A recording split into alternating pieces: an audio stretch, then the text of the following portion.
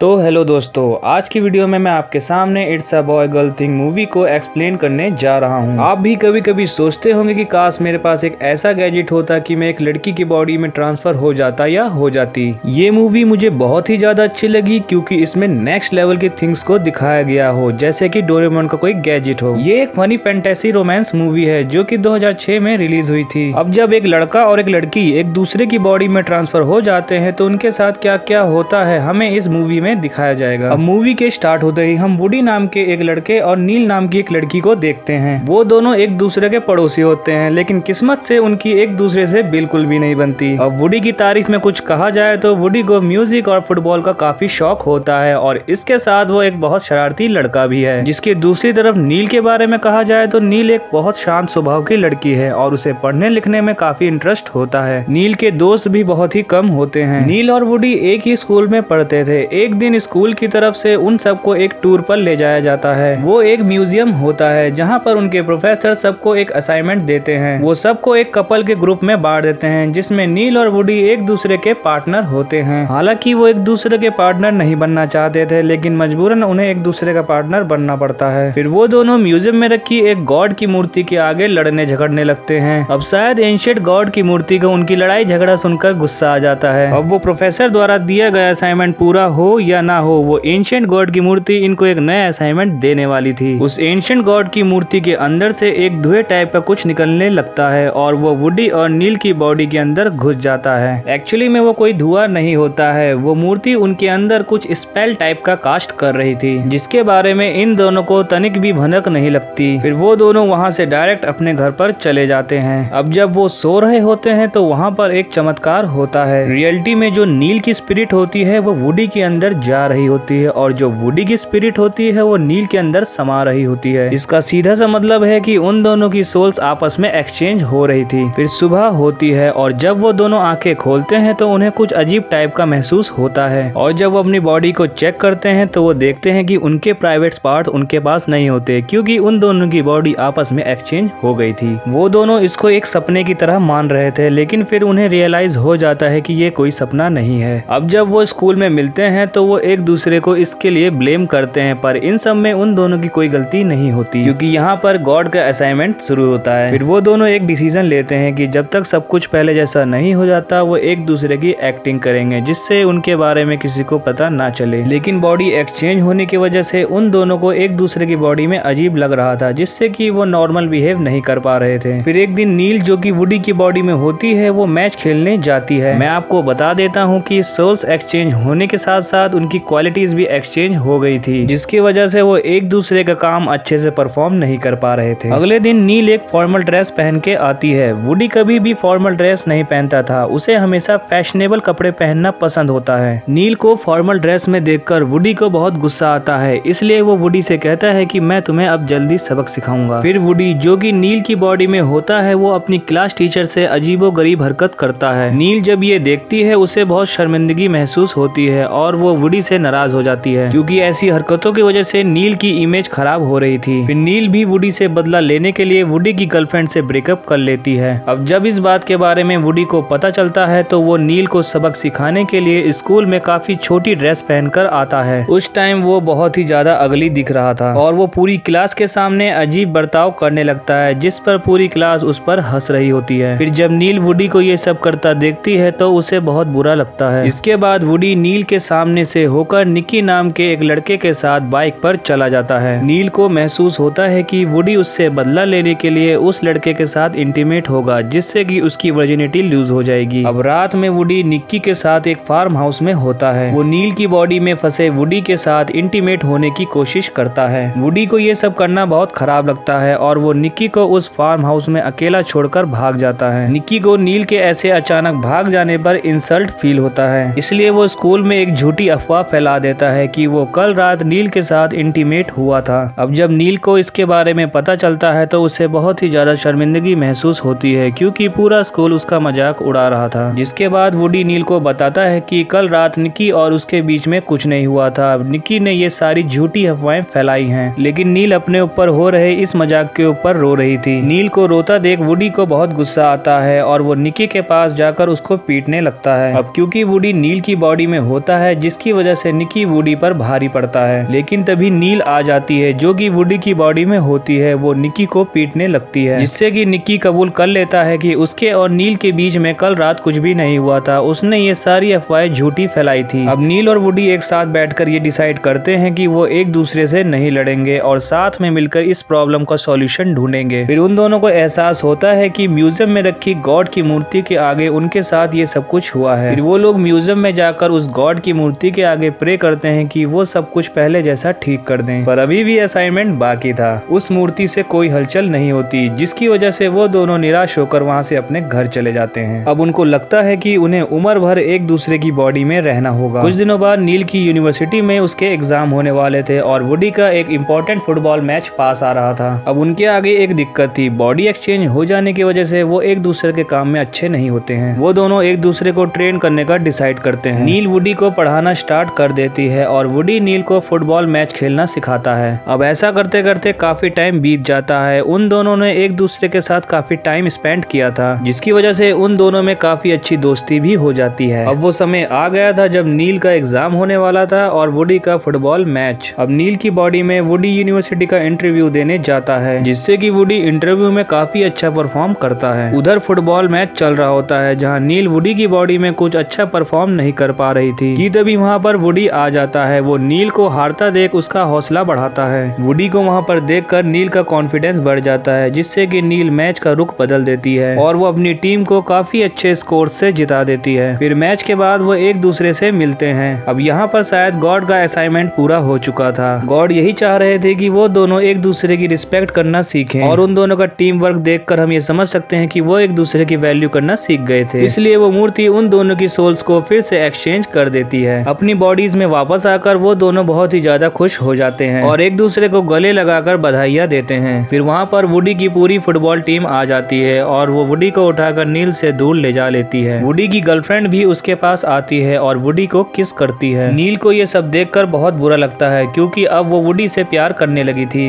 ये देखकर वो वुडी को कुछ भी बिना बताए वहाँ से चली जाती है। वुडी नील से मिलने उसके घर जाता है, पर नील की मॉम वुडी को नील से मिलने नहीं देती। इस दौरान नील को यूनिवर्सिटी से लेटर आता है, जिसमें नील का सिलेक्शन यूनिवर्सिटी में हो चुका होता है। फिर नील के डैड नील के पास आते हैं और वो नील से वुडी के बारे में बात करते हैं। फिर नील अपने डैड के सामने ये कबूल कर देती है कि वो वुडी से प्यार करती है। वुडी ने नील के डैड को एक गिफ्ट दिया था। उसके डैड नील को वुडी का वो गिफ्ट दे देते हैं। नेक्स्ट सीन में उनके स्कूल का लास्ट दिन दिखाया जाता है, जिसमें उन दोनों की फेयरवेल होती है। वुडी जब उस फेयरवेल में नील को नहीं देखता तो वो काफी दुखी होता है। फिर तभी नील एक सुंदर सी ड्रेस पहनकर उस पार्टी में एंट्री मारती है। पार्टी के बाद वो बाहर एक दूसरे से मिलते हैं और एक दूसरे से अपने प्यार का इजहार कर देते हैं। अब रात में वो दोनों घर आते हैं, जहाँ वो कुछ देर बाहर खड़े होकर बात करते हैं और लास्ट के सीन में वो एक दूसरे को लिप किस करते हैं और यहाँ पर हमारी ये मूवी खत्म हो जाती है।